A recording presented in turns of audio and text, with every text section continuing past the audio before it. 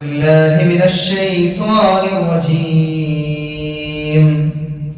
بسم الله الرحمن الرحيم. يا أيها الذين آمنوا اتقوا الله حق تقاته ولا تموتن إلا وأنتم مسلمون. بسم الله الرحمن الرحيم. فالذين كفروا قطعت لهم ثياب من نار يصب من فوق رؤوسهم الحميم. ഏറെ സ്നേഹ ബഹുമാനമുള്ള വിശ്വാസിനികളെ, ലോകരക്ഷിതാവും സൃഷ്ടാവുമായ അല്ലാഹു സുബ്ഹാനഹു വ തആലയുടെ കൽപ്പനാ നിർദ്ദേശങ്ങൾ ജീവിതത്തിന്റെ എല്ലാ മേഖലകളിലും കഴിവിന്റെ പരമാവധി സൂക്ഷിച്ചും പാലിച്ചും ജീവിക്കണമേ എന്ന് ആമുഖമായി എന്നെയും നിങ്ങൾ ഓരോരുത്തരെയും ഉണർത്തുകയാണ്, വസിയ്യത്ത് ചെയ്യുകയാണ്. നമ്മുടെയൊക്കെ ജീവിതത്തിൽ പല പല സാഹചര്യങ്ങളും സന്ദർഭങ്ങളും ഒക്കെ പലപ്പോഴായി കടന്നു വരാം. ഒരു വിശ്വാസിയെ സംബന്ധിച്ചിടത്തോളം അള്ളാഹു പറഞ്ഞത് എപ്പോഴും ഊർജ്ജസ്വലനായിരിക്കണം എന്നാണ്. എല്ലാ പ്രയാസങ്ങളെയും എല്ലാ പ്രതിസന്ധികളെയും തരണം ചെയ്യാനുള്ള ധൈര്യവും സ്ഥൈര്യവും ഒക്കെ ഒരു വിശ്വാസിക്കുണ്ടാവണം. അത് ലഭിക്കുക അജയ്യമായ ഈമാനിലൂടെയാണ്, വിശ്വാസത്തിലൂടെയാണ്. അത്തരത്തിൽ ഊർജ്ജസ്വലരായി നിൽക്കേണ്ടവരാണ് എല്ലാ വിശ്വാസികളും, എല്ലാ വിശ്വാസിനികളും. പക്ഷെ പലപ്പോഴുമൊക്കെ നമ്മുടെയൊക്കെ ജീവിതത്തിൽ ചില സന്ദർഭങ്ങളിൽ ചിലപ്പോഴൊക്കെ ഊർജ്ജസ്വലത കുറയാറുണ്ട്. അത്തരമൊരു ഭാഗത്തെയാണ് ഇന്ന് സൂചിപ്പിക്കാൻ ഉദ്ദേശിക്കുന്നത്. ഒരു വ്യക്തിക്കും ഒരു സമൂഹത്തിനുമൊക്കെ ധാരണമായ രീതിയിലുള്ള പ്രത്യാഘാതങ്ങൾ ഉണ്ടാക്കുന്ന ഒരു വലിയ വിപത്താണ് യഥാർത്ഥത്തിൽ മടി, അലസത എന്നൊക്കെ പറഞ്ഞാൽ. പലതരത്തിലുള്ള രോഗങ്ങൾ നമ്മൾ കേൾക്കുന്നുണ്ട്. മനുഷ്യനെ കാർന്നു നിന്നുള്ള ക്യാൻസർ പോലെയുള്ള വലിയ രോഗങ്ങളെ കുറിച്ചൊക്കെ നമ്മൾ കേൾക്കുകയും അറിയുകയും പല ആളുകളുടെയും ഒക്കെ ദാരുണമായ അവസ്ഥകൾ കാണുകയൊക്കെ ചെയ്യുന്നുണ്ട്. അത്തരത്തിൽ റസൂലുള്ളാഹി സ്വല്ലല്ലാഹു അലൈഹി വസല്ലമ സൂചിപ്പിച്ച ഒന്നാണ് അൽ കസ്ൽ, മടി എന്നുള്ളത്. അൽ കസ്ൽ അദ്ദാഇൽ ഖിതാൽ എന്നാണ് റസൂലുള്ളാഹി പറഞ്ഞത്. മടി എന്ന് പറഞ്ഞാൽ അത് മനുഷ്യനെ കൊല്ലുന്ന ഒരു രോഗമാണ്. മനുഷ്യനെ പരിപൂർണമായി കൊന്നുകളയുന്ന, അതല്ലെങ്കിൽ നിർജീവമായ അവസ്ഥയിലാക്കി കളയുന്നു. മരിക്കുക എന്ന് പറഞ്ഞാൽ അങ്ങനെയാണല്ലോ. പക്ഷെ ജീവനുണ്ട്, പക്ഷെ അവൻ മരിച്ചിട്ടുണ്ട് എന്നാണ് റസൂലുള്ളാഹി പറഞ്ഞത്. അവൻ ഓടുന്നുണ്ട്, ചാടുന്നുണ്ട്, ഇരിക്കുന്നുണ്ട്, കിടക്കുന്നുണ്ട്, എല്ലാം ഉണ്ട്, പക്ഷെ അവൻ മരിച്ചിട്ടുണ്ട്. എന്തേ കാരണം? അവനെ വല്ലാതെ അലസതയും മടിയും പിടിച്ചു കഴിഞ്ഞിട്ടുണ്ട്. ഏതൊക്കെ മേഖലയിലാണ് മനുഷ്യന് പലപ്പോഴും അലസതയും മടി ഉണ്ടാവുക? ഒരു മനുഷ്യന്റെ ജീവിതം എടുത്ത് നോക്കിക്കഴിഞ്ഞാൽ അവന്റെ വ്യക്തി ജീവിതമുണ്ട്, ദുനിയവിയായ ജീവിതമുണ്ട്, അതിൽ കുടുംബ ജീവിതമുണ്ട്. ഒരു ഭർത്താവായി, ഒരു ഭാര്യയായി, ഒരു ഉമ്മയായി, ഒരു ഉപ്പയായി, ഒരു അയൽവാസിയായി, അങ്ങനെ താൻ ചെയ്യേണ്ട കുറെ കടമകളും കടപ്പാടുകളും ഉള്ള ഒരു ജീവിത മേഖലയുണ്ട്. ആ മേഖലയിലും ആരാധനാ കാര്യങ്ങളിലും സാമൂഹികമായ ഇടപെടലുകൾ നടത്തേണ്ടവരുണ്ട്. ഒരു മനുഷ്യന്റെ ജീവിതത്തിൽ ഏറ്റവും പ്രധാനപ്പെട്ട ഒരു ഭാഗമാണല്ലോ യൗവനം, യുവത്വം എന്ന് പറഞ്ഞാൽ. ഇബ്രാഹിം നബി അലൈഹി സ്വലാത്തു വസ്സലാമയെ കുറിച്ച് ഖുർആൻ പറഞ്ഞു ഫതൻ എന്നൊരു പ്രയോഗം നടത്തിയല്ലോ. യുവാവ്. പല പ്രായത്തെ കുറിച്ചൊക്കെ ചർച്ച ചെയ്തിട്ടുണ്ട് ചരിത്രത്തിലൊക്കെ. ഇബ്നുൽ അവ്വാം എന്ന് പറയുന്ന ചെറുപ്പക്കാരൻ, സഅദ് റളിയല്ലാഹു അൻഹു പോലുള്ള യുവാക്കൾ, ഇവരൊക്കെ യുവത്വത്തെ ഇസ്ലാം അല്ലാതെ ചരിത്രത്തിൽ നമ്മളെ ബോധ്യപ്പെടുത്തുന്നുണ്ട്. കാരണം അവർ യുവത്വത്തിൽ അവർ ദീനീപരമായ രംഗത്ത് പരലോകത്തേക്ക് വേണ്ടി അവർ ത്യാഗങ്ങൾ സഹിച്ചു, അവർ അധ്വാനിച്ചു. ഏതുപോലെ ആയിരുന്നില്ല? അലസതയും മടിയും ഉള്ളവരെ പോലെ ആയിരുന്നില്ല എന്ന് മനസ്സിലാക്കി തരാൻ വേണ്ടി ഇത്തരം ചരിത്രങ്ങളെയൊക്കെ വിശുദ്ധ ഖുർആനും പ്രവാചകന്റെ ചരിത്രം വായിക്കുമ്പോഴൊക്കെ നമുക്ക് കാണാൻ കഴിയും. അള്ളാഹു തന്റെ വിശ്വാസികളോട് പറയുന്നത്, നിങ്ങൾ ഒരിക്കലും തന്നെ മടി കാണിക്കുന്നവരായി മാറരുത്, ഊർജസ്വലരായിരിക്കണം. അലസതയും മടിയും ഉണ്ടാകിക്കഴിഞ്ഞാൽ എന്താണ് സംഭവിക്കുക? ഇരുലോകവും നഷ്ടം. ഇരുലോകവും നഷ്ടം. ദുനിയാവും നഷ്ടമാണ്, പരലോകവും നഷ്ടം. അതുകൊണ്ടാണ് റസൂലുള്ളാഹി അങ്ങനെ തന്നെ അതിനെ ഉപമിച്ചത്, മനുഷ്യനെ കൊന്നുകളയും. ദുനിയാവിയായ കാര്യങ്ങൾ നമ്മൾ നോക്കും, ഒരു തരത്തും ഒരു താല്പര്യവും ഒരു ഊർജ്ജസ്വലതയും കാണിക്കാത്ത ഒരാൾ ജോലിക്ക് പോകാൻ തയ്യാറാകുന്നില്ല, കുടുംബത്തെ നോക്കാൻ തയ്യാറാകുന്നില്ല, അയാൾ എന്തോ ഒരു അലസതയുമായി ഇങ്ങനെ നടക്കുന്നു. നമ്മളെന്താ ആ മനുഷ്യനെ കുറിച്ച് നമ്മൾ എന്താ പറയാ? അവന് ദുനിയാവ് നഷ്ടം. എന്നാൽ അള്ളാഹുവിന്റെ അടുത്ത് വരുമ്പോഴോ ഏറെ രക്ഷപ്പെടുകയും ഏറെ സന്തോഷിക്കുകയും ചെയ്യേണ്ട പരലോകം എന്തായി? ഈ സ്വഭാവം കൊണ്ട് നഷ്ടമായി. മടി, അലസത എന്നൊക്കെ പറഞ്ഞാൽ ഒരു മനുഷ്യനെ കൊല്ലുന്ന ഒരു രോഗമാണ് എന്ന് റസൂലുള്ളാഹി സ്വല്ലല്ലാഹു അലൈഹി വസല്ലം നമ്മളോട് പറഞ്ഞത്. വിശുദ്ധ ഖുർആൻ വായിക്കുമ്പോ മൂസാ നബി അലൈഹി സ്വലാത്തു വസ്സലാമിന്റെ അള്ളാഹുവിന്റെ കൽപ്പനയുണ്ട്, ഇദ്ഹബ് അൻത വ അഖൂക, മൂസ നീയും നിന്റെ സഹോദരനും കൂടെ നീ ചെല്ലണം. ആ ചരിത്രത്തിൽ അള്ളാഹ് പറഞ്ഞിട്ട് പറയുന്നുണ്ടോ, ഇദ്ഹബ് അൻത വ അഖൂക ബിആയാതി വലാ തനിയ ഫി ദിക്രി, നീയും നിന്റെ സഹോദരനും ദൃഷ്ടാന്തങ്ങളുമായി നീ പോയിക്കൊള്ളുക. എന്നിട്ട് അള്ളാഹ് പറഞ്ഞ വാക്ക് വലാ തനിയ ഫി ദിക്രി എന്നാണ്. എന്നെ സ്മരിക്കുന്നതിൽ നിന്ന് നിങ്ങൾ അമാന്തിക്കരുത്. അമാന്തിക്കുക, ആ വാക്കിനെ കുറിച്ച് തനിയ എന്ന് പറയുന്ന വാക്കിനെ കുറിച്ച് മുഫസ്സിരികളിൽ രേഖപ്പെടുത്തി വെച്ച് കൃത്യമായിട്ട് കാണാം നമുക്ക്. അമാന്തിക്കുക, പിന്തിപ്പിക്കുക, മടി കാണിക്കുക, അലസത കാണിക്കുക. എന്നെ ഓർക്കുന്ന കാര്യത്തിൽ നിങ്ങൾ എന്ത് ചെയ്യരുത്? അലസത കാണിക്കരുത് എന്ന്. വിശുദ്ധ ഖുർആൻ വായിക്കുമ്പോൾ നമുക്ക് നമസ്കാരത്തെ കുറിച്ച് പറഞ്ഞ ഭാഗം കാണാമല്ലോ, എന്നാ പറഞ്ഞത്. നിങ്ങൾ എന്നെ ഓർക്കാൻ വേണ്ടി നമസ്കരിക്കുക എന്നുള്ളതാണ്. അപ്പൊ നേരെ വിപരീതം എന്താ? നമസ്കരിച്ചിട്ടില്ലെങ്കിൽ അവൻ എന്തുണ്ടാവില്ല? അള്ളാഹിനെ കുറിച്ചുള്ള ഓർമ്മ ഉണ്ടാവില്ല. അള്ളാഹിനെ കുറിച്ചുള്ള ഓർമ്മകൾ, സ്മരണകൾ നിലനിർത്താൻ വേണ്ടി നിങ്ങൾ നമസ്കരിക്കുക. മൂസാ നബി അലൈഹി സ്വലാത്തു വസ്സലാം അവിടെ നീയും നിന്റെ സഹോദരനും അള്ളാഹു നൽകിയ ദൃഷ്ടാന്തങ്ങളുമായി പോയിക്കൊള്ളുക. എന്നെ ഓർക്കുന്ന കാര്യത്തിൽ നിങ്ങൾ എന്ത് ചെയ്യരുത്? അമാന്തിക്കരുത്. നിങ്ങൾക്ക് നൽകിയ അനുഗ്രഹങ്ങളുണ്ട്, നിങ്ങൾക്ക് നൽകിയ കുറെ ദൃഷ്ടാന്തങ്ങളുണ്ട്. ആ അനുഗ്രഹങ്ങളും ദൃഷ്ടാന്തങ്ങളും നിങ്ങൾ ഇങ്ങനെ മുഴുകിയിട്ട് എന്ത് ചെയ്യരുത്? എന്നെ ഓർക്കുന്ന കാര്യത്തിൽ അലസത കാണിക്കരുത്. വളരെ കൃത്യമാണ് വിഷയം. ആലോചിച്ച് നോക്കി, ഈ ലോകത്ത് ഞാൻ നിങ്ങൾ ജീവിക്കുമ്പോ നമ്മൾ കാണുകയും കേൾക്കുകയും അനുഭവിക്കുകയും ചെയ്യുന്ന ഒക്കെ നമുക്ക് അള്ളാഹ് നൽകിയ അനുഗ്രഹങ്ങളാണ്, ദൃഷ്ടാന്തങ്ങളാണ്. എന്താണ് മൂസാ നബിയോട് പറഞ്ഞത്? വലാ തനിയ, നിങ്ങൾ അമാന്തിക്കരുത്, നിങ്ങൾ ഒരിക്കലും അലസതയും മടിയും കാണിക്കരുത്. എന്തിനു വേണ്ടി? എന്നെ ഓർക്കുന്ന കാര്യത്തിൽ. അപ്പൊ നമ്മൾ ആലോചിച്ച് നോക്കൂ, നമ്മുടെ ജീവിതത്തിൽ അനുഭവിക്കുന്ന എല്ലാ ദൃഷ്ടാന്തങ്ങളും അനുഗ്രഹങ്ങളും, ഈ അനുഗ്രഹങ്ങളെയും ദൃഷ്ടാന്തങ്ങളെയും പിറകെ നമ്മൾ ഓടി ഓടി എന്ത് ചെയ്യുന്നു? എന്താണോ ചെയ്യരുത് എന്ന് പറഞ്ഞത്? നിങ്ങൾ അമാന്തിക്കരുത് ഒരു വിഷയത്തിൽ, അള്ളാഹ് ഓർക്കുന്ന കാര്യത്തിൽ മടിയും അലസതയും കാണിക്കരുത്. ആ പറഞ്ഞ അതേ വിഷയം ഒരു വേറെ നമ്മുടെ ജീവിതത്തിൽ ഉണ്ടാവുന്നു എന്നുള്ളതാണ്. അമാന്തിക്കും നമ്മൾ അലസതയും മടിയും നമ്മൾ കാണിക്കുന്നു. റസൂലുള്ളാഹി സ്വല്ലല്ലാഹു അലൈഹി വസല്ലമയുടെ ചരിത്രം വായിക്കുമ്പോ റസൂലുള്ളാഹി പ്രാർത്ഥിക്കുന്ന ധാരാളം പ്രാർത്ഥനകൾ കാണാം. അതിലെപ്പോഴും പ്രാർത്ഥിച്ചിരുന്ന ഒരു പ്രാർത്ഥന എന്ന് പറഞ്ഞ് നമുക്ക് കാണാൻ കഴിയുന്നത് ഇങ്ങനെയാണ്: അല്ലാഹുവേ ഇന്നി അഊദു ബിക, ഞാൻ നിന്നോട് ശരണം തേടുന്നു, മിനൽ ഹംദി വൽ ഹസൻ, ദുഃഖത്തിൽ നിന്നും വിഷാദത്തിൽ നിന്നും, വൽ ഹസൻ ദുഃഖത്തിൽ നിന്ന്, വൽ ഹം അതുപോലെ തന്നെ വിഷാദത്തിൽ നിന്ന്. മറ്റൊരു ഭാഗം ആജിസി വൽ കസൽ, അലസതയിൽ നിന്നും പിശുക്കിൽ നിന്നും ഞാൻ നിന്നോട് ശരണം തേടുന്നു. വൽ ജുബ്നി വൽ ബുഹൽ, അതുപോലെ തന്നെ ഭീരുത്വത്തിൽ നിന്നും കടത്തിന്റെ ഭാരത്തിൽ നിന്നും, ഇതിൽ നിന്നൊക്കെ ഞാൻ അല്ലാഹുവേ ഞാൻ ശരണം ചോദിക്കുന്നു. നിങ്ങൾ ആലോചിച്ച് നോക്കിയേ, പ്രവാചകൻ വരെ പ്രാർത്ഥിക്കുകയാണ്, അല്ലാഹുവേ മടിയിൽ നിന്ന് എന്നെ കാക്കണേ, അലസതയിൽ നിന്ന്. മടി, അലസത.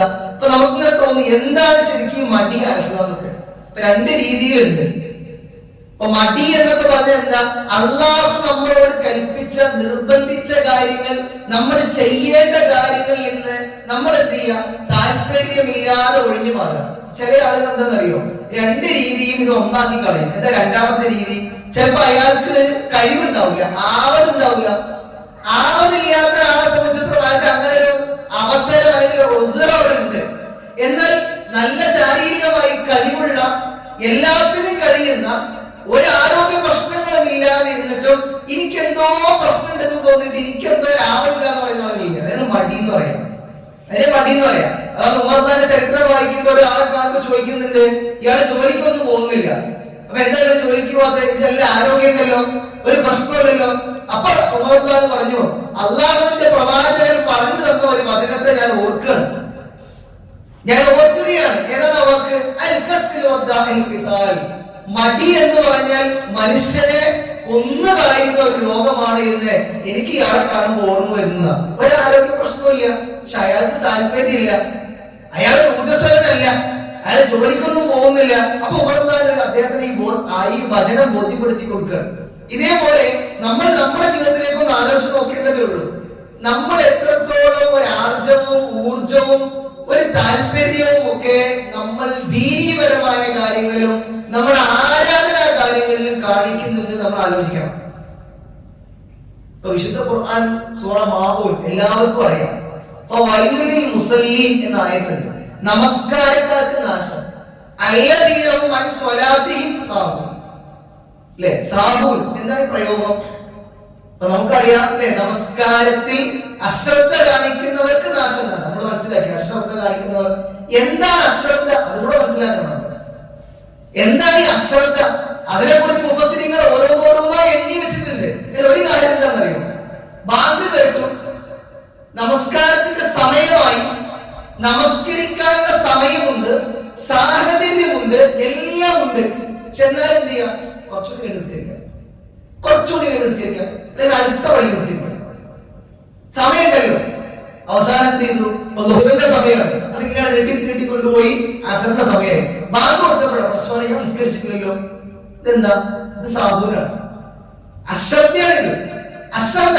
സമയവും സാഹചര്യവും സന്ദർഭവും ഉണ്ടായിട്ടും അത് നിർവഹിക്കാതെ നീട്ടി കൊണ്ടുപോയി ആ സമയം നഷ്ടപ്പെടുത്തി കളഞ്ഞു. അല്ലദീനഹും അൻ സ്വലാത്തിഹിം സാഹൂൻ. അതൊരു അശ്രദ്ധ മാത്രമാണ്. അങ്ങനെ നമ്മൾ ഇബാദത്തിന്റെ കാര്യങ്ങൾ ഓരോന്ന് എടുത്തു നോക്കിക്കഴിഞ്ഞാൽ എന്തൊക്കെ കാരണങ്ങൾ നമ്മൾ പറയും അല്ലെ. ഞാൻ ഇന്നലെ കുറച്ച് വൈകിയ വന്നത്, നാളെ രാവിലെ കുറച്ച് നേരത്തെ പോകണം, അവിടെ എന്തില്ല, ഇന്ന് ഞാനില്ല, കാരണം നാളെ പോകണല്ലോ. അതാരുടെ തീരുമാനം? അത് നമ്മളെ തീരുമാനം ഉപയോഗമുള്ളവരെ. അതിനപ്പുറത്തൊരു തീരുമാനം ഉണ്ട്, അത് റബ്ബിന്റെ തീരുമാനമാണ്. അപ്പൊ ഇന്ന് രാവിലെ 10:30 മണിക്കൂർ ജനാസ നമസ്കാരത്തിൽ ഞാൻ പങ്കെടുത്തു. കഴിഞ്ഞ ചൊവ്വാഴ്ച എന്റെ ഖുർആൻ ലേണിംഗ് ക്ലാസ്സിൽ ഉണ്ടായിരുന്ന ഒരു മനുഷ്യൻ, ഒരാരോഗ്യ പ്രശ്നമില്ല, ഇന്നലെ ഉച്ചയോടെ പെട്ടെന്ന് സ്ട്രോക്ക് സംഭവിച്ചു. പെരിന്തൽമണ്ണ മൗലാന ഹോസ്പിറ്റലിൽ അഡ്മിറ്റ് ചെയ്തു. ഡോക്ടർമാർ പറഞ്ഞു ഒരു ചാൻസും കാണുന്നില്ല, ഒരു ഓപ്പൺ സർജറിക്ക് വേണമെങ്കിൽ നമുക്ക് നോക്കാം എന്ന് തീരുമാനമെടുത്ത ഡോക്ടർ 2 മണിക്കൂർ ആകുമ്പോൾ മനുഷ്യൻ മരണപ്പെട്ടു. ഇന്നലെ രാത്രി. ഇന്ന് രാവിലെ അദ്ദേഹത്തിന്റെ കബറടക്കം കഴിഞ്ഞു. ഒരാരോഗ്യ പ്രശ്നമില്ല. സൂറ ഹജ്ജിലെ 22ാമത്തെ ആയത്ത് കഴിഞ്ഞ ചൊവ്വാഴ്ച ലേണിംഗ് ക്ലാസ്സിൽ പഠിപ്പിച്ചു കൊടുത്ത ആ ക്ലാസിന്റെ അവസാനത്തിൽ അതിന്റെ അർത്ഥം കൃത്യമായി എനിക്ക് പറഞ്ഞു തന്ന ഒരു മനുഷ്യൻ കൺമുമ്പിൽ നിന്ന് വിശ്വസിക്കാൻ സാധിക്കുന്നില്ല. തീരുമാനം പലതുമാണ് പ്രിയമുള്ളവരെ. നമുക്ക് ന്യായീകരണങ്ങൾ ധാരാളമുണ്ട്. നാളെയാവാം, പിന്നെയാവാം, എനിക്ക് ഇങ്ങനത്തെ പ്രശ്നമുണ്ട്, ഇന്നലെ ഉറക്കം ശരി കിട്ടിയില്ല, അല്ലെ, നാളെ ദൂരയാത്ര ഉണ്ട്, ഇങ്ങനെ ധാരാളം കാര്യങ്ങൾ നമുക്ക് നമ്മൾ ആലോചിക്കേണ്ടതാ. അല്ലാഹു റസൂൽ പറഞ്ഞ ഈ രോഗമുണ്ടോ നമുക്ക്? മടി, അലസത, എനിക്കിങ്ങനെ പറയാൻ തോന്നുന്നുണ്ട്. എന്താ നമ്മളോട് പറഞ്ഞേ?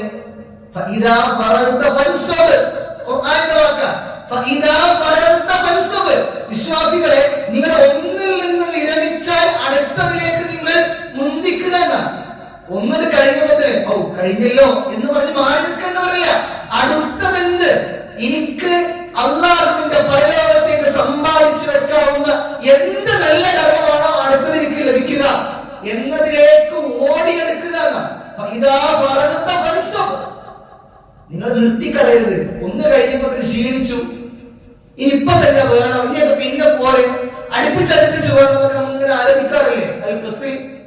അതാണ് പ്രവാചകൻ പറഞ്ഞ രോഗമാണ്. അപ്പൊ നമ്മളിങ്ങനെ ആലോചിക്കുക, നമ്മളിങ്ങനെ ഭൗതികമായ തലത്തിൽ നമ്മളെ ബാധിക്കുന്ന രോഗങ്ങളൊക്കെ നമ്മൾ സൂക്ഷിക്കാറുണ്ട്. രോഗം വരുന്ന ഭക്ഷണം നമ്മൾ കഴിക്കൂല, രോഗം ഉണ്ടാക്കുന്നതൊന്നും നമ്മൾ കുടിക്കൂല, ശുചിത്വം, അങ്ങനെ തുടങ്ങി എല്ലാ കാര്യങ്ങളും നമ്മളൊക്കെ രക്ഷിച്ചു പോരുമ്പോഴും നമ്മുടെ മനസ്സിനെ പിടിക്കുന്ന പല രോഗങ്ങളുണ്ട്. ഒന്നാണ് മടി. ആരാധനാ കാര്യങ്ങൾ ഇങ്ങനെ ആലോചിച്ചാൽ മതി. ആരാധനാ കാര്യങ്ങൾ. കാരണം ഏറ്റവും വലിയ കാര്യമാണ് ഇബാദത്ത്. അള്ളാന്റെ കോടതിയിൽ ചെന്നെത്തുമ്പോൾ നമുക്കുള്ള രക്ഷയേ ഉള്ളൂ നമ്മുടെ പ്രവർത്തനങ്ങൾ, അമലസ്വാലിഹത്തുകൾ മാത്രമേ ഉള്ളൂ. അവിടെ മടിയില്ലാതിരിക്കാൻ നമ്മൾ പലപ്പോഴും ഇങ്ങനെ ആലോചിക്കണം, ശ്രദ്ധിക്കണം. അത് അള്ളാഹുവിന്റെ വാക്കാണ്. ഇനി നോക്കൂ നിങ്ങൾ, അള്ളാഹു പറഞ്ഞ നമ്മോട് കൽപ്പിച്ച കാര്യങ്ങൾക്ക് വിപരീതമായി നിൽക്കുക എന്നാണല്ലോ മടി എന്ന് പറഞ്ഞത്. കാരണം അള്ളൊരു കാര്യം കൽപ്പിച്ചു, ആ കൽപ്പിച്ച കാര്യം ചെയ്യാൻ താല്പര്യമില്ലാതിരിക്കുക, അത് പിന്നെ ആക്കാം എന്ന് പറഞ്ഞ് മാറ്റിവെക്കുക, അമാന്തം കാണിക്കുക. അല്ലാതെ ഖുർആൻ പറഞ്ഞു ഇന്നഹും കാനൂ യുസാരിഊന ഫിൽ ഖൈറാത്ത്. ഇന്നഹും കാനൂ, ആ കൂട്ടർ യുസാരിഊന ഫിൽ ഖൈറാത്ത്, വിശ്വാസികൾ ആരെപ്പോലെയായിരിക്കും? അവർ നന്മകളിൽ ഇങ്ങനെ യുസാരിഊന, വേഗം കാണിക്കുന്നവരാണ്, വേഗം ധൃതിപ്പെട്ട് മുന്നേറുന്നവരാണ്.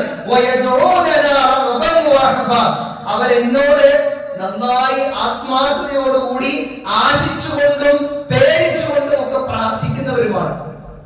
എന്നാൽ നേർ വിപരീതമായി മുനാഫികളെ കുറിച്ച് ഖുർആൻ പറഞ്ഞു ഇന്നൽ മുനാഫിഖീന, കപട വിശ്വാസികളുണ്ട്, യുഹാദിഊനല്ലാഹ്, അവർ അല്ലാഹുവിനെ വഞ്ചിക്കുന്നവരാണ്, വഹുവ ഹാദിഉഹും, അവർ അല്ലാഹു അവരെയും വഞ്ചിക്കുന്നവരാണ്.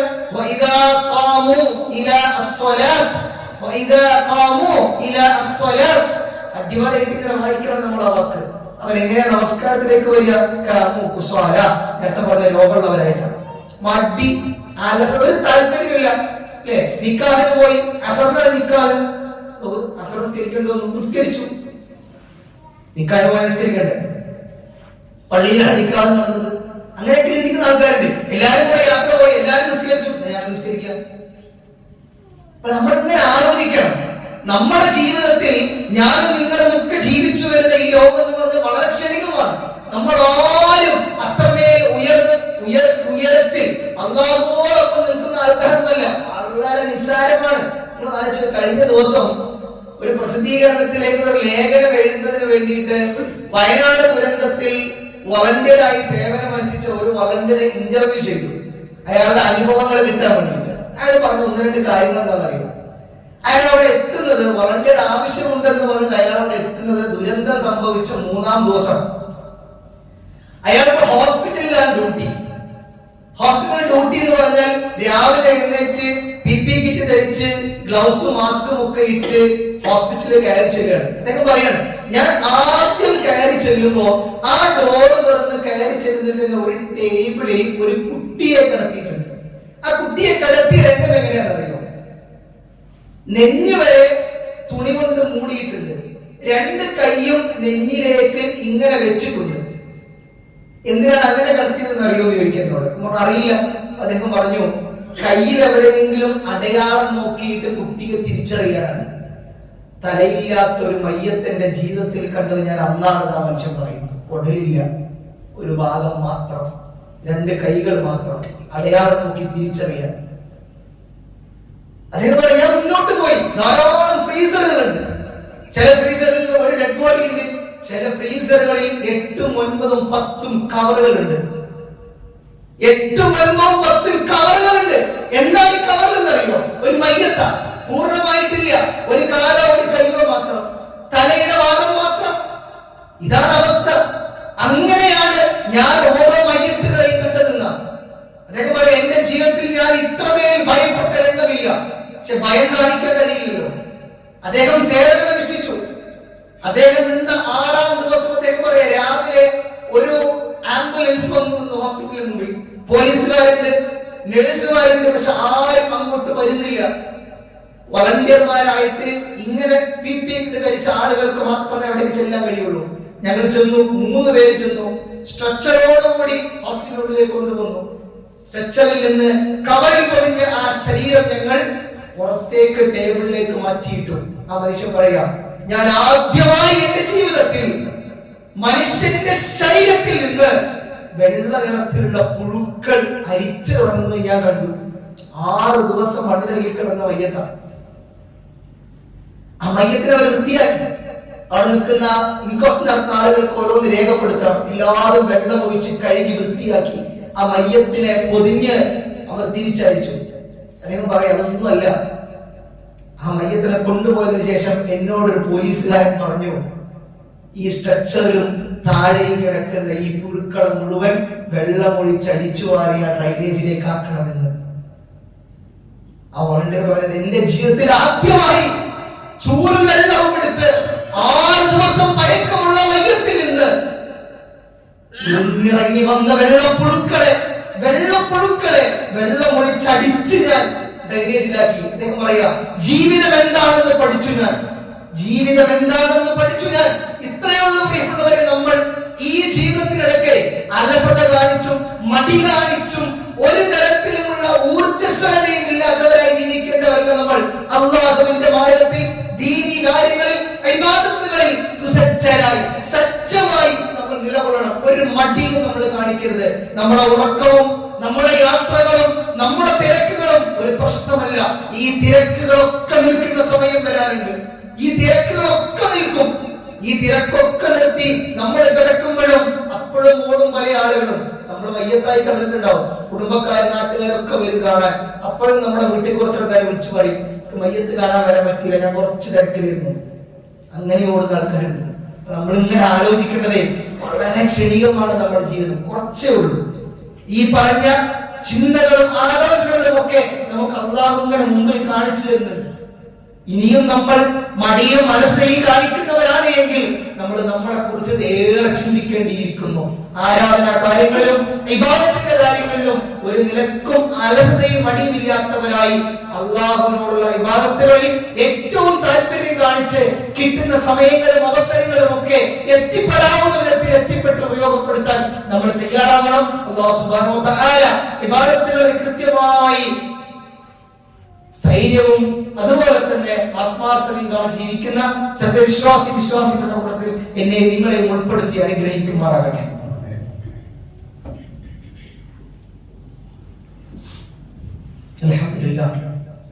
അൽഹംദുലില്ലാഹി റബ്ബിൽ ആലമീൻ വൽആഖിബത്തു ലിൽമുത്തഖീൻ വലാ ഉദ്വാന ഇല്ലാ അലൽ ളാലിമീൻ വനബിയിനാ മുഹമ്മദ് വഅലാ ആലിഹി വസഹ്ബിഹി അജ്മഈൻ. അമ്മാ ബഅദ്. ഒരിക്കൽ കൂടി അല്ലാഹുവിന്റെ കൽപ്പനാ നിർദ്ദേശങ്ങൾ ജീവിതത്തിന്റെ എല്ലാ മേഖലകളിലും സൂക്ഷിച്ചു പാലിച്ച് ജീവിക്കണമെന്ന് ഓർത്തുകയാണ് സൂചിപ്പിച്ചത്. പരലോക വിജയം ലക്ഷ്യമാക്കി ജീവിക്കുന്നവരാണ് നമ്മളൊക്കെ. അവിടേക്ക് വേണ്ട സമ്പാദ്യം എന്ന് പറഞ്ഞാൽ നമ്മുടെ അമൽ സ്വാലിഹാത്തുകളാണ്.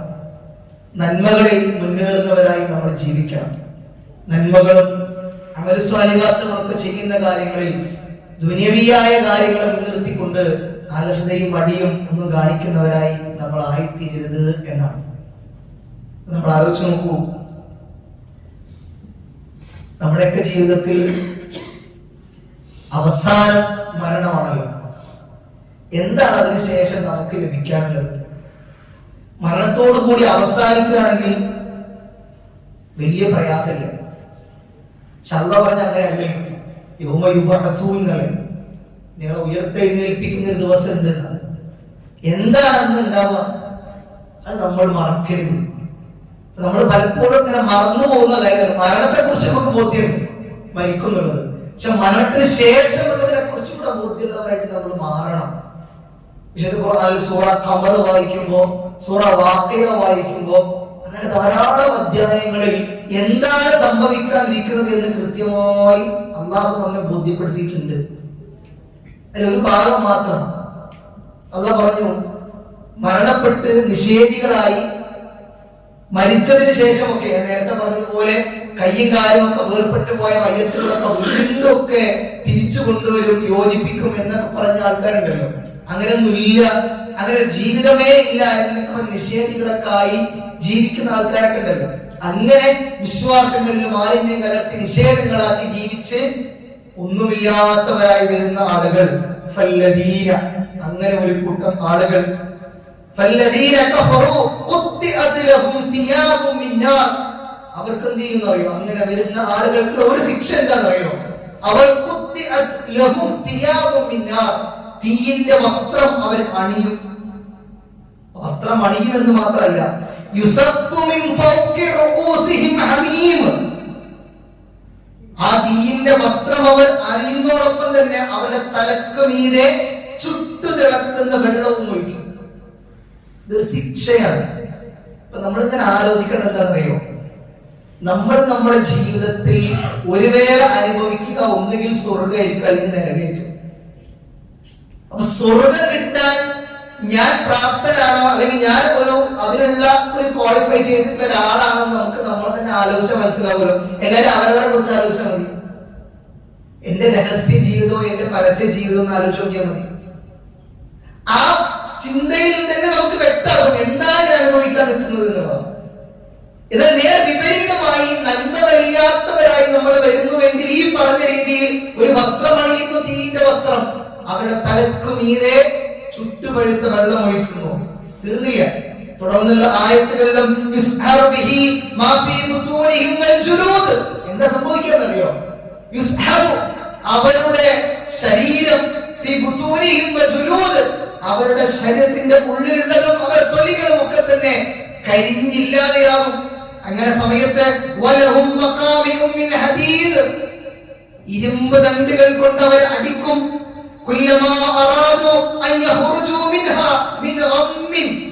സങ്കടം കൊണ്ട്, പ്രയാസം കൊണ്ട് ഒരാഗ്രഹം. എന്താണ് ആഗ്രഹം എന്നറിയോ? അയ്യോ ഖുറജൂ മിൻഹ, അതിൽ നിന്നൊന്ന് പുറത്തു കിടക്കാൻ ഒരാഗ്രഹം. അവൻ ആഗ്രഹം പ്രകടിപ്പിക്കും. അവർ ഉണ്ടാകുന്ന വാതിലുകളിലൂടെ മുഴുവൻ ഓടി രക്ഷപ്പെടാൻ ശ്രമിക്കും. എല്ലാ വാതിലുകളും കൊട്ടിയടക്കപ്പെടും, നരകത്തിന് മുകളിൽ മൂടപ്പെടും. അതിനുശേഷമോ ഓടി രക്ഷപ്പെടാൻ ശ്രമിക്കുമ്പോ അതിലേക്ക് തന്നെ അവരെ തിരിച്ചെത്തിക്കും. ഇന്ന് ഈ ചൂടേറിയ ശിക്ഷ നിങ്ങൾ അനുഭവിച്ചു കൊള്ളുക എന്ന വാക്ക് മാത്രമേ അവർക്ക് ഉണ്ടാവുള്ളൂ. ഇതൊരു ഭാഗം മാത്രം. ഇങ്ങനെ അള്ളാഹു നമ്മളെ അത്രമേ ഗൗരവത്തിൽ ഉണർത്തിയ ആയത്തുകൾ വേറെയും ഉണ്ട് ഖുർആനിൽ. നമ്മൾ അനുഭവിക്കേണ്ട ശിക്ഷയാണിത്. അള്ളാഹു നമ്മളെ സൃഷ്ടിച്ചത് അള്ളാഹനെ ആരാധിക്കാനും ബാധ്യത ചെയ്യാനും. ഏറ്റവും അധികം നമ്മൾ കൊടുക്കേണ്ട പ്രയോറിറ്റി ആ വിഷയത്തിലാണ്. ദീനീ കാര്യങ്ങൾ പഠിക്കാൻ, ദീനീ കാര്യങ്ങൾ നിർവഹിക്കുക. ഈ കാര്യങ്ങളിൽ നിന്ന് നമ്മൾ പിന്തിരിഞ്ഞു കഴിഞ്ഞാൽ നമ്മുടെ ഒന്നാമത്തെ ലക്ഷ്യത്തിൽ നമ്മൾ വഴിമാറിയതാണ്. പിന്നെ നമുക്ക് ഈ ഒന്നാമത്തെ ലക്ഷ്യം ചെയ്യാനുള്ള സമയം എപ്പോഴാണെന്നറിയോ? കിട്ടുമ്പോ, നേരം ഉണ്ടാവുമ്പോ വരാം, സമയം ഉണ്ടെങ്കിൽ വരാം എന്നൊക്കെ പറയുന്നവരാ. അവിടെയാണ് നേരത്തെ പറഞ്ഞ രോഗം ഉള്ളത്. കസിൽ മടി, അലസത. നമ്മുടെ പ്രിയമുള്ളവരെ, സാഹചര്യങ്ങളും അവസരങ്ങളും ഒക്കെ നമ്മൾ ഉപയോഗപ്പെടുത്തണം, നഷ്ടപ്പെടുത്തി കളയരുത്. ജീവിതം എന്ന് പറഞ്ഞാൽ വളരെ ക്ഷണികമാണ്, നമ്മൾ ബോധ്യപ്പെട്ടു. വളരെ നിസ്സാരമാണ്. നമ്മുടെയൊക്കെ മയ്യത്ത്, നമ്മുടെയൊക്കെ മരണം എന്നൊക്കെ പറഞ്ഞാൽ അതേറെ അത്ര വലിയ കാര്യങ്ങളൊന്നുമല്ല, എപ്പോ വേണമെങ്കിലും സംഭവിക്കാം. അതുകൊണ്ട് ഉള്ള ആയുസ്സും ഉള്ള സമയവും നഷ്ടപ്പെടുത്താതെ, അലസതയും ഒരു അമാന്തവും കാണിക്കാതെ ദീനീ കാര്യങ്ങളിൽ സജീവരായി നിലകൊള്ളാൻ നമ്മൾ തയ്യാറാവണം. അപ്പൊ നമ്മുടെ ഈ പള്ളി ചുറ്റുവട്ടം നിൽക്കുന്ന നമ്മുടെ ആളുകൾ, ഇപ്പൊ നമ്മളൊക്കെ ഇവിടെ കുടുംബപരമായി നമ്മൾ വന്നിരുന്ന് ഖുർആൻ പഠിക്കുന്ന, ഇസ്ലാമി ക്ലാസ്സുകൾ കേൾക്കുന്ന അത്തരം സാഹചര്യങ്ങളൊക്കെ നമ്മൾ ഉണ്ടാവണം. അപ്പോ ഇൻഷാ അല്ലാഹ് നാളെ അതുപോലെ ഒരു പ്രോഗ്രാം ഇവിടെ സംഘടിപ്പിച്ചിട്ടുണ്ട്. നമ്മൾ ആലോചിക്കേണ്ടത് അറിയോ? ഇത് ദീനീ കാര്യങ്ങളാണ്. ഞാനും എന്റെ ഭാര്യയും എന്റെ കുടുംബവും അവിടെ വന്നിരിക്കുക എന്നുള്ളത് വലിയ കാര്യമാണ്. നമുക്ക് ഏറെ ദീനിനെ കുറിച്ചൊക്കെ അറിയാം. പക്ഷെ നമ്മുടെ വീട്ടിൽ നിന്ന് വളർന്നു വരുന്ന ഒരു മക്കൾ ഒരു മണിക്കൂർ നേരത്തേക്ക് അവർ ദീനി കേൾക്കട്ടെ. 5ാം ക്ലാസ് മദ്രസ പഠനം കഴിഞ്ഞ 7ാം ക്ലാസ് മദ്രസ എന്ന് പറഞ്ഞാൽ നമ്മുടെ കുട്ടിക്ക് കിട്ടുന്ന ദീനെന്താ? പിന്നെ ഈ വെള്ളിയാഴ്ച കേൾക്കുന്ന ഈ ഹുത്തുബയാണ്. ആ ഹുത്തുബക്കാണെങ്കിലോ അവർ വരുന്നത് 2ാം ഹുത്തുബയിലുമാണ്. ആദ്യം പോകുന്നവരായിരിക്കും. എവിടെയാ ദീന് കിട്ടുന്നത്? പിന്നെ കേൾക്കുന്നത് എന്താണെന്നറിയോ? ദീന് വേണ്ട, മതം വേണ്ട എന്ന് പറയുന്ന യൂട്യൂബിലെ സംസാരങ്ങളാണ്. അത് ധാരാളമായി അവർ കേൾക്കുന്നുണ്ട്. അവിടെ നമ്മൾ ആലോചിക്കേണ്ടത്, എന്റെ മക്കൾക്ക്, നമുക്ക് അത്യാവശ്യം ദീൻ എന്താണെന്നും എങ്ങനെയാണെന്നും കൃത്യമായി ബോധ്യമുണ്ട്. പക്ഷെ നമ്മൾ പറയുന്നതിനേക്കാൾ കൂടുതൽ താല്പര്യം ഉണ്ടാവും ആർക്ക്? നമ്മുടെ മക്കൾക്ക് മറ്റൊന്ന് കേൾക്കാൻ, മറ്റൊരാൾ പറയുന്നത് കേൾക്കാൻ. അപ്പൊ ഞാനും എന്റെ കുടുംബവും ഇത്തരം സാഹചര്യങ്ങളിൽ ആഴ്ചയിൽ ഒരു ദിവസമോ മാസത്തിൽ ഒരു ദിവസമോ ഒരു മണിക്കൂർ ദീനീ വിജ്ഞാനത്തിൽ കുടുംബത്തോടെ വന്നിരിക്കുക എന്ന് പറഞ്ഞാൽ ആ കുടുംബത്തില് ഒരു വർക്കത്തുണ്ടാവും. ഉമ്മയും ഉപ്പയും മക്കളൊക്കെ ഒരുമിച്ച് ദീനീ കാര്യങ്ങളിൽ വരുന്നു, ഒരുമിച്ച് അവർ സംസാരിക്കുന്നു, ആ ക്ലാസ്സിനെ കുറിച്ച് ചർച്ച ചെയ്യുന്നു. ഇങ്ങനെ കാര്യങ്ങളൊക്കെ നമ്മുടെ വീടുകളിലും കുടുംബങ്ങളിലൊക്കെ ഉണ്ടാകാൻ നമ്മൾ ഇൻഷാ അല്ലാഹ് പരമാവധി പരിശ്രമിക്കുക. അത്തരം കാര്യങ്ങളിൽ നമ്മൾ ശ്രദ്ധിക്കുക. ദീനീ കാര്യങ്ങളിൽ നമ്മുടെ കുടുംബവും സജീവരായി നിലകൊള്ളുക. അല്ലാഹു സുബ്ഹാനഹു വ തആല അത്തരത്തിൽ ദീനീ കാര്യങ്ങളിൽ സജീവരായി നെറ്റിത്തടത്തിൽ വിയർപ്പുമായി ഈ ലോകത്ത് നിന്ന് മരിച്ചു വീഴാനുള്ള ഭാഗ്യം നമുക്ക് ഏവർക്കും നൽകി അനുഗ്രഹിക്കുമാറാകട്ടെ. അല്ലാഹുവേ, ജീവിതത്തിൽ അറിഞ്ഞും അറിയാതെയും രഹസ്യമായും പരസ്യമായും ഒക്കെ കുറേയേറെ തെറ്റുകുറ്റങ്ങൾ ഞങ്ങൾ ചെയ്തു പോയിട്ടുണ്ട്. എല്ലാം ഞങ്ങൾക്ക് നീ പുറത്ത് മാപ്പാക്കി തരണമേ. അല്ലാഹുവേ എവിടെ വെച്ച് മരിച്ചാലും മുസ്ലിമായിട്ട് മരിക്കാനും ലാ ഇലാഹ ഇല്ലല്ലാഹ് എന്ന് ഉച്ചരിച്ചുകൊണ്ട് മരിക്കാനുള്ള തൗഫീഖ് ഞങ്ങൾക്ക് ഏവർക്കും നീ പ്രദാനം ചെയ്ത് അനുഗ്രഹിക്കണമേ നാഥാ. ഞങ്ങളുടെ മക്കളിൽ നിന്ന് കൺകുളിർമയും സമാധാനവും നൽകി നീ അനുഗ്രഹിക്കണമേ നാഥാ.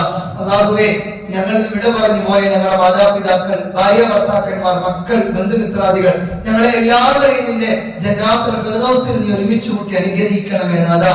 അല്ലാഹുവേ നാളെ പരലോകത്ത് വരുമ്പോ സ്വർഗത്തിലേക്ക് ആനയിക്കുന്ന മുത്തഖിങ്ങളുടെ കൂട്ടത്തിൽ ഞങ്ങളെ നീ ഉൾപ്പെടുത്തി അനുഗ്രഹിക്കണമേ നാഥാ. കുറെ ആളുകൾ മാരാരോഗങ്ങൾ കൊണ്ടും പ്രയാസം അനുഭവിക്കുന്ന കുറെ ആളുകൾ ഞങ്ങൾക്കിടയിലുണ്ട്. എല്ലാവർക്കും നീ ശിഫയും സമാധാനം നൽകി നീ അനുഗ്രഹിക്കണമേ നാഥാ. اللهم اجرنا من النار اللهم اجرنا من النار اللهم اجرنا من النار اللهم اعز الاسلام والمسلمين واذل الشرك والمشركين ربنا تقبل منا انك انت السميع العليم ربنا آتنا في الدنيا حسنه وفي الاخره حسنه وقنا عذاب النار امين امين برحمتك يا ارحم الراحمين.